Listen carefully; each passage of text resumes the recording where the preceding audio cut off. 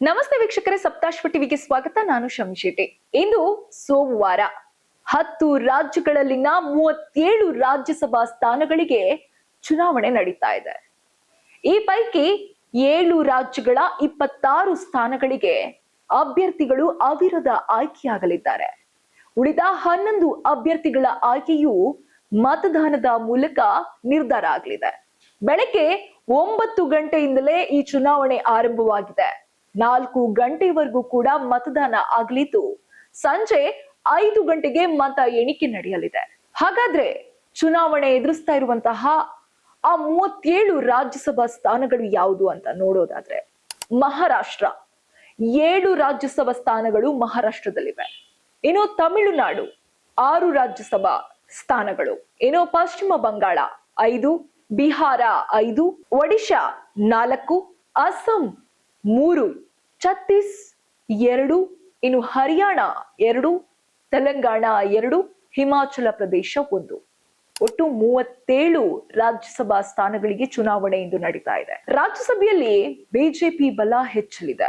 234 ಸದಸ್ಯ ಬಲದ ರಾಜ್ಯಸಭೆಯಲ್ಲಿ ಬಿಜೆಪಿ ನೇತೃತ್ವದ ಎನ್ಡಿಎ ಒಕ್ಕೂಟ 134 ಸದಸ್ಯರನ್ನ ಈಗಾಗಲೇ ಹೊಂದಿದೆ. ಇನ್ನು ಕಾಂಗ್ರೆಸ್ ನೇತೃತ್ವದ ಇಂಡಿಯಾ ಮೈತ್ರಿಕೂಟದ ಬಳಿ 80 ಸದಸ್ಯ ಬಲ ಇದೆ. ವಿವಿಧ ಮಸೂದೆಗಳ ಅನುಮೋದನೆಗೆ ಲೋಕಸಭೆ ಮತ್ತು ರಾಜ್ಯಸಭೆಯಲ್ಲಿ ಹೆಚ್ಚಿನ ಸದಸ್ಯ ಬಲ ಇರುವುದು ಅಗತ್ಯ. ಇವತ್ತಿನ ರಾಜ್ಯಸಭಾ ಚುನಾವಣೆ ಬಳಿಕ ಮೇಲ್ಮನೆಯಲ್ಲಿ ಎನ್ಡಿಎ ಸದಸ್ಯ ಬಲ ಮತ್ತಷ್ಟು ಏರಿಕೆಯಾಗಲಿದೆ. ರಾಜ್ಯಸಭಾ ಚುನಾವಣೆ ಆಗಲಿರುವ 10 ರಾಜ್ಯಗಳಲ್ಲಿ 7 ರಾಜ್ಯಗಳ 26 ಸ್ಥಾನಗಳಿಗೆ ಅವಿರೋಧವಾದ ಆಯ್ಕೆಯಾಗಬಹುದು. ಅಲ್ಲಿ ಮತದಾನದ ಅವಶ್ಯಕತೆಯೇ ಇರೋದಿಲ್ಲ.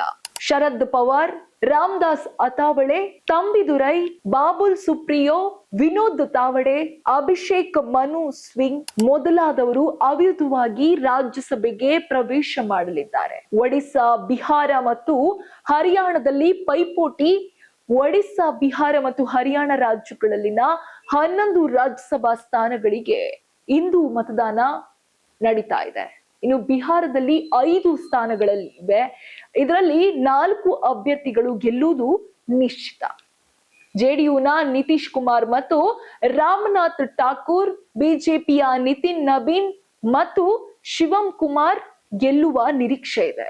ಇನ್ನು 5ನೇ ಸ್ಥಾನಕ್ಕೆ ಎನ್ಡಿಎನ ಉಪೇಂದ್ರ ಕುಶವಾಹ ಮತ್ತು ವಿಪಕ್ಷಗಳ ಎಡಿ ಸಿಂಗ್ ನಡುವೆ ಪೈಪೋಟಿ ಇರುತ್ತೆ.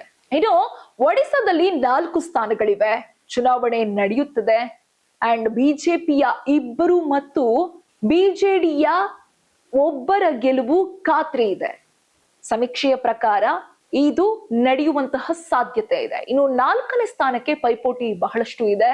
ಹರಿಯಾಣದಲ್ಲಿ 2 ಸ್ಥಾನ ಇದ್ರೆ ಬಿಜೆಪಿಯ ಸಂಜಯ್ ಬಾಟಿಯಾ ಗೆಲುವು ಖಾತ್ರಿಯಾಗಿದೆ.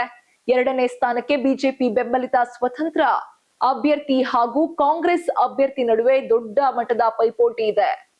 ಇನ್ನು ದೇಶದ 4 ರಾಜ್ಯಗಳು ಹಾಗೂ 1 ಕೇಂದ್ರಾಡಳಿತ ಪ್ರದೇಶದ ವಿಧಾನಸಭಾ ಚುನಾವಣೆ ಯಾವಾಗ ನಡೆಯುತ್ತೆ ಅನ್ನೋದನ್ನ ನೋಡೋದಾದ್ರೆ, ಈ ಚುನಾವಣೆಯು ಕೂಡ ಈಗಾಗಲೇ ಫಿಕ್ಸ್ ಆಗಿದೆ.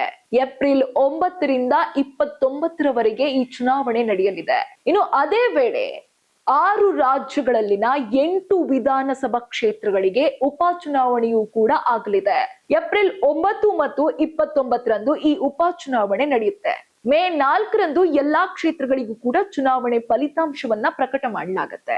ಇನ್ನು ಯಾವ ರಾಜ್ಯಗಳಲ್ಲಿ ಈ ಉಪಚುನಾವಣೆ ನಡೆಯುತ್ತೆ ಅನ್ನೋದನ್ನ ನೋಡೋದಾದ್ರೆ, ವಿಧಾನಸಭಾ ಕ್ಷೇತ್ರಗಳ ಚುನಾವಣೆ ಎಲ್ಲೆಲ್ಲಿದೆ ಅಂತ ನೋಡೋದಾದ್ರೆ, ಕರ್ನಾಟಕ, ಮಹಾರಾಷ್ಟ್ರ, ಗುಜರಾತ್, ಗೋವಾ, ನಾಗಾಲ್ಯಾಂಡ್ ಮತ್ತು ತ್ರಿಪುರಾ ರಾಜ್ಯಗಳಲ್ಲಿನ 8 ವಿಧಾನಸಭಾ ಕ್ಷೇತ್ರಗಳಿಗೆ ಉಪಚುನಾವಣೆಯನ್ನ ನಿಗದಿಯಾಗಿದೆ.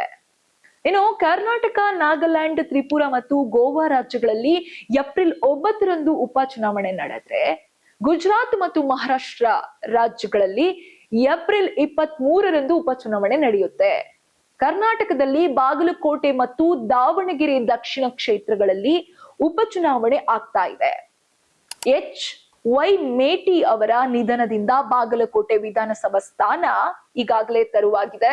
ಇನ್ನು ದಾವಣಗೆರೆ ದಕ್ಷಿಣ ಕ್ಷೇತ್ರವು ಶಾಮನೂರು ಶಿವಶಂಕರಪ್ಪ ಅವರ ಇತ್ತೀಚಿನ ನಿಧನದಿಂದ ತೆರವಾಗಿದೆ. ಇನ್ನು ಈ ಕ್ಷೇತ್ರಗಳಿಗೆ ಏಪ್ರಿಲ್ 9ರಂದು ಮತದಾನ ಆಗತ್ತೆ. ನಾಮಪತ್ರ ಸಲ್ಲಿಕೆಗೆ ಇದೇ ತಿಂಗಳು ಅಂದ್ರೆ ಮಾರ್ಚ್ 24 ಕೊನೆಯ ದಿನಾಂಕವಾಗಲಿದೆ. ಇನ್ನು ಉಪಚುನಾವಣೆಯನ್ನ ಎದುರಿಸಿರುವ 8 ಕ್ಷೇತ್ರಗಳು ಯಾವ್ಯಾವುದು ಅಂತ ನೋಡೋದಾದ್ರೆ ಕರ್ನಾಟಕ ಬಾಗಲಕೋಟೆ ಮತ್ತು ದಾವಣಗೆರೆ ದಕ್ಷಿಣ, ಇನ್ನು ಮಹಾರಾಷ್ಟ್ರ ರಾಹುರಿ ಮತ್ತು ಬಾರಾಮತಿ, ಇನ್ನು ಗೋವಾ ಪೋಂಡಾ, ಗುಜರಾತ್ ಉಮ್ರದ್, ನಾಗಾಲ್ಯಾಂಡ್ನ ಕೊರಿಡಾಂಗಾ ಅಂಡ್ ತ್ರಿಪುರದಲ್ಲಿ ಧರ್ಮನಗರ್. ಅಂಡ್ ಇದೇ ವೇಳೆ ತಮಿಳುನಾಡು, ಕೇರಳ, ಪಶ್ಚಿಮ ಬಂಗಾಳ, ಅಸ್ಸಾಂ ಮತ್ತು ಪುದುಚೇರಿಯಲ್ಲಿ ವಿಧಾನಸಭಾ ಚುನಾವಣೆಗಳು ಕೂಡ ನಡೆಯಲಿವೆ. ಕೇರಳ, ಅಸ್ಸಾಂ ಮತ್ತು ಪುದುಚೇರಿಯಲ್ಲಿ ಏಪ್ರಿಲ್ 9ರಂದು ಒಂದೇ ಹಂತದಲ್ಲಿ ಚುನಾವಣೆ ನಡೆಯುತ್ತೆ. ತಮಿಳುನಾಡಿನಲ್ಲಿ ಏಪ್ರಿಲ್ 23ರಂದು ಒಂದೇ ಹಂತದಲ್ಲಿ ಚುನಾವಣೆ ಆಗುತ್ತೆ. ಪಶ್ಚಿಮ ಬಂಗಾಳದಲ್ಲಿ ಏಪ್ರಿಲ್ 23 ಮತ್ತು ಏಪ್ರಿಲ್ 29ರಂದು ಈ ಚುನಾವಣೆ ನಡೆಯಲಿದೆ. 2 ಹಂತಗಳಲ್ಲಿ ಚುನಾವಣೆ ಆಗುತ್ತೆ. ದಿನಾಂಕಗಳು ನಿಗದಿಯಾಗಿದೆ. ಅಖಾಡಕ್ಕೆ ಅಭ್ಯರ್ಥಿಗಳು ಕೂಡ ಇಳಿದಿದ್ದಾರೆ.